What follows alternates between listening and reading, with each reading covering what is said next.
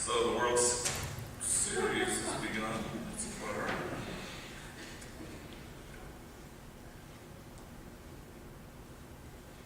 This could be a fun evening.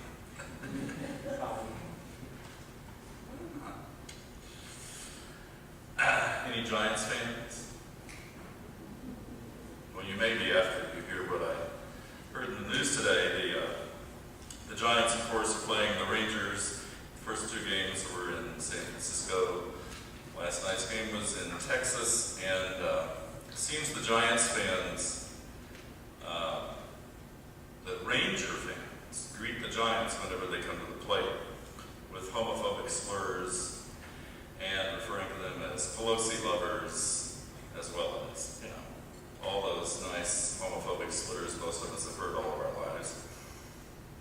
And they particularly gave a lot of flack to Timmy Lincecum, one of the pitchers for the Giants, who was asked about it afterwards by a member of the media, and his response was, well, I guess they just think I've got a cute butt.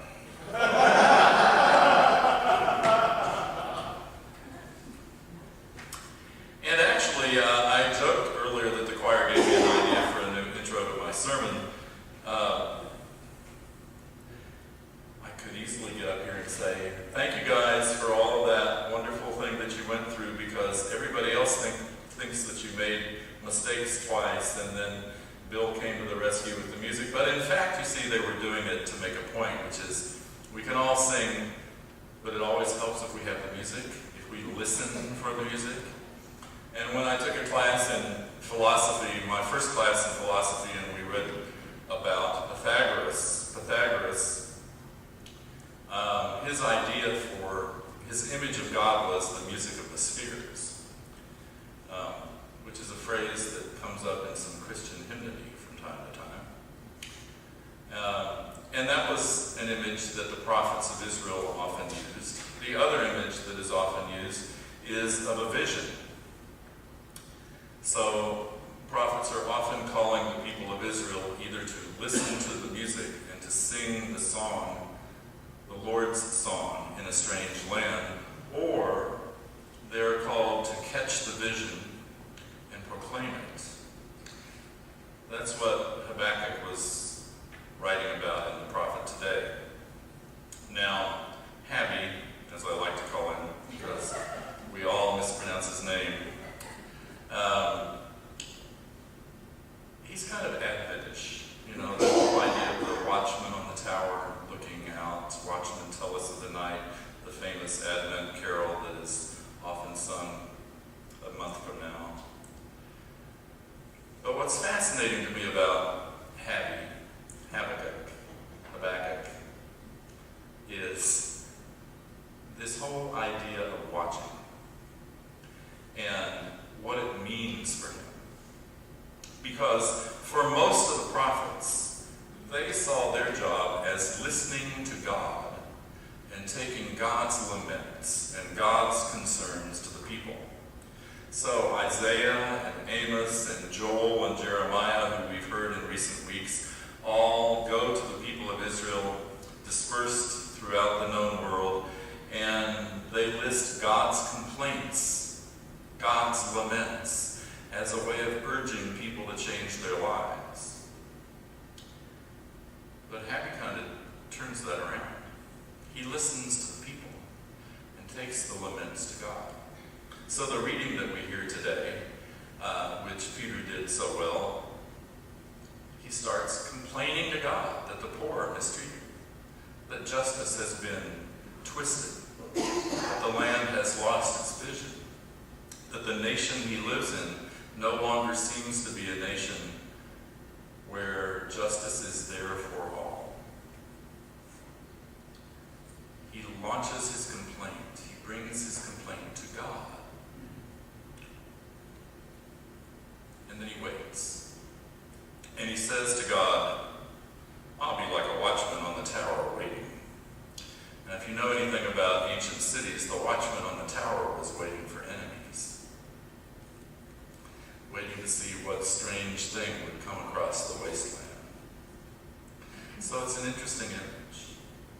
But even after he hears message, the response from God, he continues this image of being a watcher,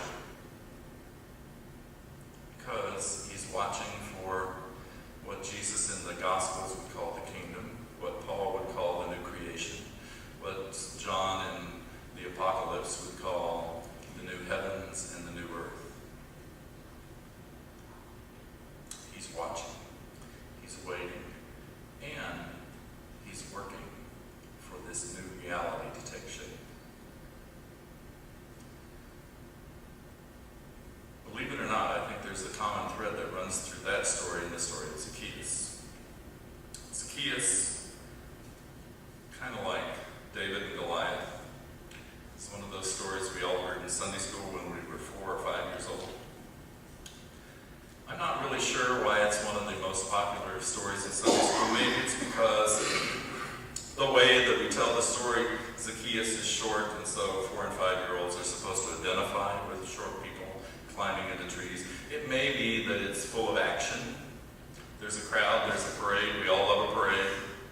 There's somebody in the parade that everybody's there to see. It's such a throng that this guy has to climb into a tree to find out what's going on. I always thought that if they were ever going to make a movie about this, they should hire Danny DeVito to play Zacchaeus. I mean, he's got the personality, the character down pat. Kind of ornery, loud, boisterous, and lots of money. But as interesting as that story of Zacchaeus is, there are a lot of complications with it. Like, who really is short in this story? And if Jesus comes to seek and save the lost, who are the lost in this story? And when does the repentance happen? 3 very interesting questions that may or may not make a difference in terms of how you read the story itself, but I would suggest that it might. For instance, Roberta Bondi, the biblical scholar, has suggested that passage in the middle of the gospel where it says Zacchaeus climbed a tree to see Jesus because he was short. The he who is short, we don't know whether that modifies Jesus or Zacchaeus. We assume, and have assumed all these years, that, well, at least since the advent of Hollywood and Cecil B. DeMille and the tall, slender, blonde Jesus that can be seen from half a mile away, we've assumed that Jesus was tall. But Roberta Bondi suggests that, in fact, it might have been Jesus who was short. And because of the crowd, it could be that Zacchaeus was a normal height person who couldn't see over the 5 rows of people in front of him, so he climbed the tree to get a better look. Interesting. I don't know. Not sure that it changes the meaning of the story, but it does help us question our presumptions about Jesus and what he looked like. What fascinates me more are questions like, when does this repentance happen? And who is in need of salvation in this story? The normal way that we hear this story and are told what it means is Jesus was coming to town. Zacchaeus heard that he was coming. There was a big parade. Zacchaeus gets there. He can't see Jesus. He climbs into the tree. Jesus invites Zacchaeus to come down out of the tree and tells him, "You're going to fix me dinner tonight." And Zacchaeus is overjoyed. Comes down out of the tree and repents and promises Jesus that he will repay everybody that he's defrauded as the chief tax collector. Well, maybe. But if you were feeling guilty because you knew you defrauded half the people in that crowd, would you be coming down out of that tree into the crowd happily and joyfully? That's what a lot of scholars have pointed out. And the other thing is that, again, we're dealing with a verb, a little word usage here in the Greek. When Zacchaeus says, "Well, I will repay everyone I have defrauded," 4 times over, The verb tense can be translated either future or present. And that particular verb is translated in the present tense everywhere else in Luke's gospel. So why is it that translations in English have always translated it in the future tense, this particular passage?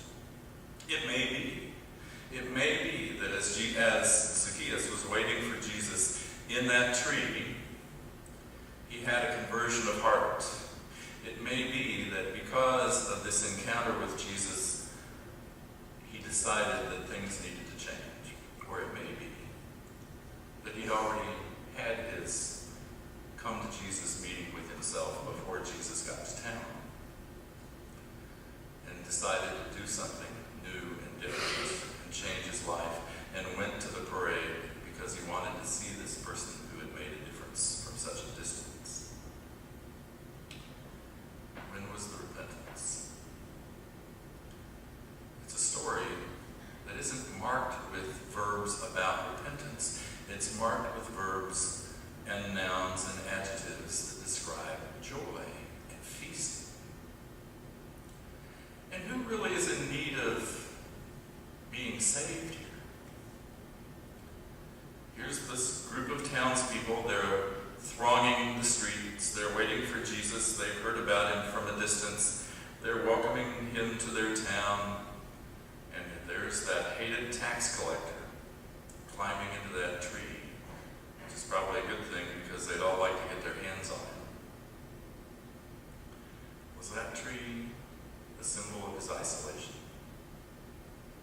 Was that tree a symbol of his being pushed to the edge by his own people because of his working with the Romans?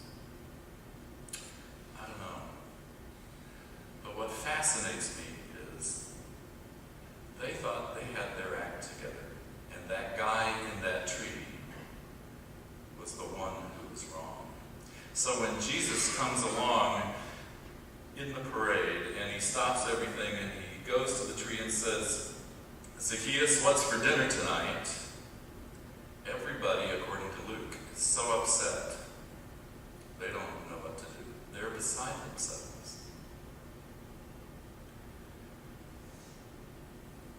And then Luke says, Jesus says to Zacchaeus, "Salvation has come to this man's house tonight." Well,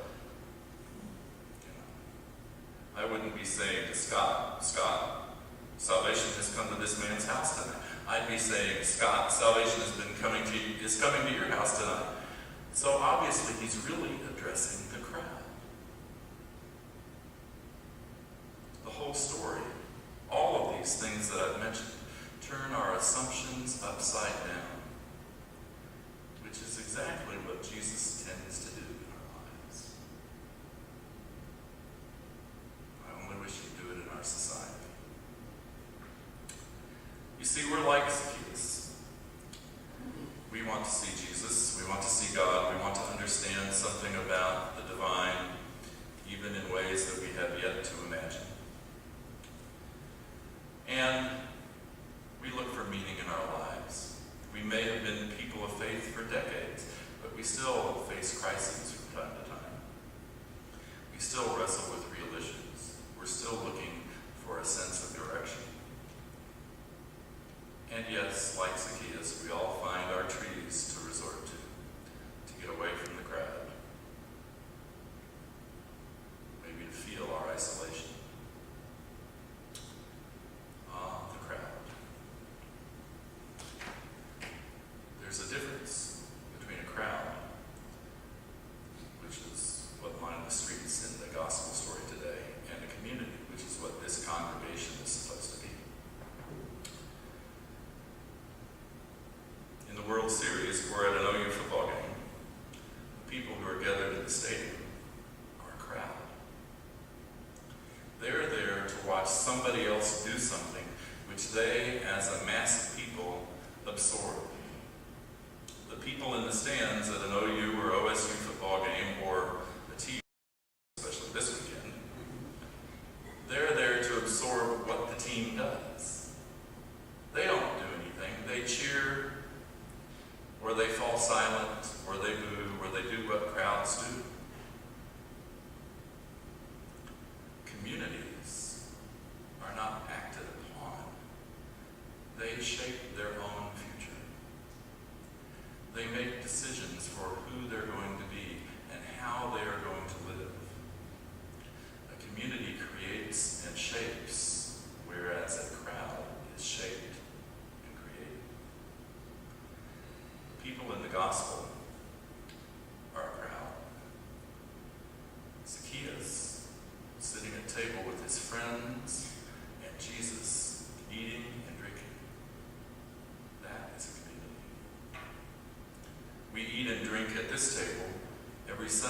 to remind us that Jesus desires us to be a community. That this human being whose life we celebrate every week came into our lives to help form the new creation, the new community that Habakkuk was looking for. That's what Jesus does. That's the way the Spirit works. And that's probably why Jesus was so dangerous and ended up on the cross. The prophet and the tax collector were both looking for something. What are you looking for?